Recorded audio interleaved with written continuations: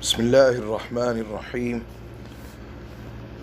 الحمد لله رب العالمين، والصلاة والسلام على أشرف الأنبياء وخاتم النبيين محمد وآله وأصحابه ومن دعا بدعوته واستنى بسنته واهتدى بهديه إلى يوم الدين. أما بعد، أيها الأحباب الكرام، لا زلنا نقرأ في كتاب الشمائل المحمدية،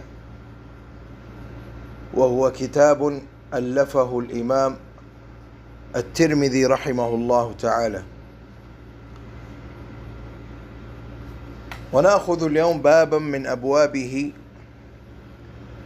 قال رحمه الله: باب ما جاء في لباس رسول الله صلى الله عليه وسلم، أي بيان ما ورد في صفة لباسه من الأحاديث وما يتعلق باللباس من أحكام وآداب. عن أم سلمة رضي الله تعالى عنها قالت: كان أحب الثياب إلى رسول الله صلى الله عليه وسلم يلبسه القميص. من هي أم سلمة؟ هي أم المؤمنين هند بنت أبي أمية القرشية المخزومية، وهي إحدى زوجات النبي صلى الله عليه وسلم. أسلمت قديما، وكانت من أكمل النساء عقلا وخلقا، وكانت تعد من فقهاء الصحابة. توفيت في المدينة، وهذا الحديث أخرجه أبو داود والترمذي وابن ماجه، وحسنه الترمذي، والحاكم صححه.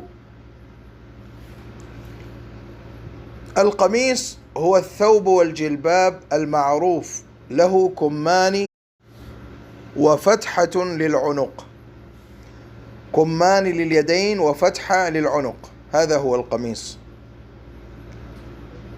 قال العلماء: إنما كان القميص أحب الثياب إلى رسول الله صلى الله عليه وسلم لأنه أستر للبدن. وقد ثبت عن النبي صلى الله عليه وسلم أنه لبس أنواعا مختلفة من اللباس، ولم يقتصر على صنف واحد.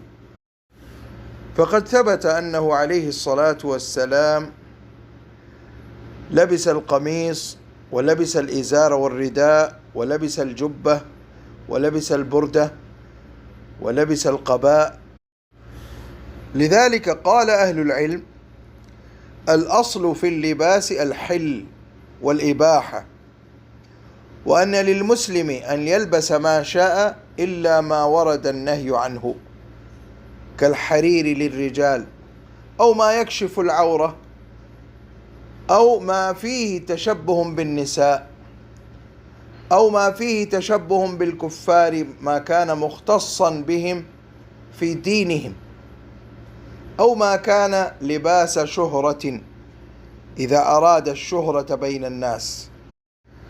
لكن إذا أراد أن يكون ثوبه حسنا نظيفا جميلا ثمينا فلا حرج عليه في ذلك، إن كان اشتراه من حلال أو أهدي له.